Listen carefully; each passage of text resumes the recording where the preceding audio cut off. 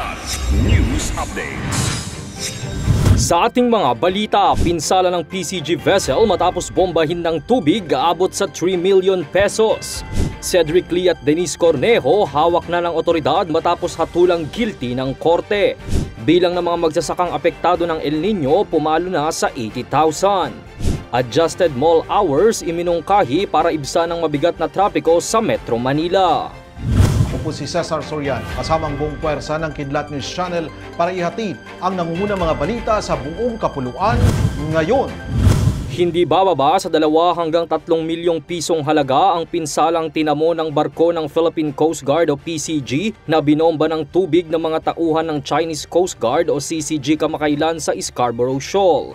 Ayon kay Acting Commander ng PCG Manila at Central Luzon District's Commodore Arnaldo Lim, nasasaluhin na ng pamahalaan ang pagsasaayos sa mga nasirang parte ng BRP Bagakay. Anya, kabilang sa mga napinsala ng water cannon ang LED panel ng barko, canopy at railings ng tulay nito maging ang navigational equipment gaya ng satellite compass. Sa kasalukuyan, sinimulan na anya ng PCG ang pagkumpuni sa mga nasirang parte ng barko. Sumuko na sa National Bureau of Investigation o NBI ang negosyanteng si Cedric Lee matapos hatulang guilty ng korte sa salang serious illegal detention na isinampa ng actor-host na si Vong Navarro.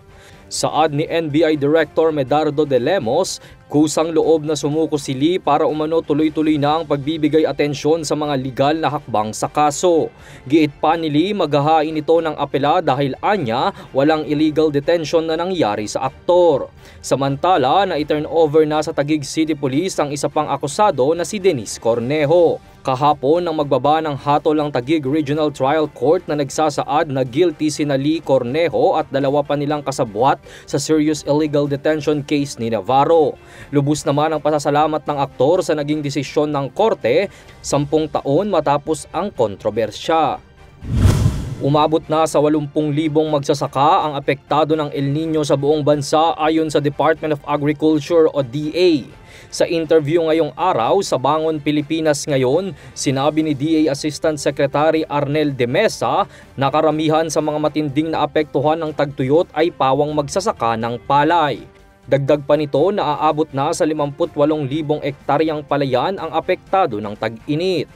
Anya, mas mahigit na mababa ito kumpara sa unang pagtaya ng Pag-asa na aabot sa 120,000 na ektarya ng mga palayan ang maaapektuhan ng matinding tagtuyot.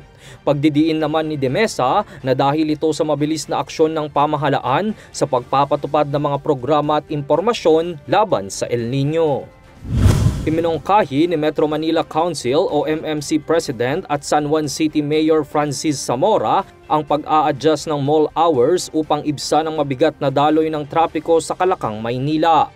Sa isang panayam ngayong araw, sinabi ng alkalde na i-endorso niya ito sa kanilang konseho upang pag-aralan ang para sa kanya ay isang good suggestion na kadalasang ine-implementa tuwing Christmas season. Nabuo ang rekomendasyong ito matapos ang ilang adjustment na isinagawa ng iba pang sektor para mabawasan ang lumalalang traffic situation sa Metro Manila. Kahapon lang nang sinimulan ng ilang local government units ang implementasyon ng 7 AM to 4 PM work shift para umano ma-spread out ang peak hours ayon sa MMDA. Para sa Kidlat News Updates, ito si Jai Reyes nag-uulat. Atin niyo pong natungayan ang mga headlines sa nakalipas na oras. Manatiling nakatutok para sa mga susunod na updates at breaking news. Ako po si Cesar Sorian, kasama nyo sa bawat pagputo ng balita.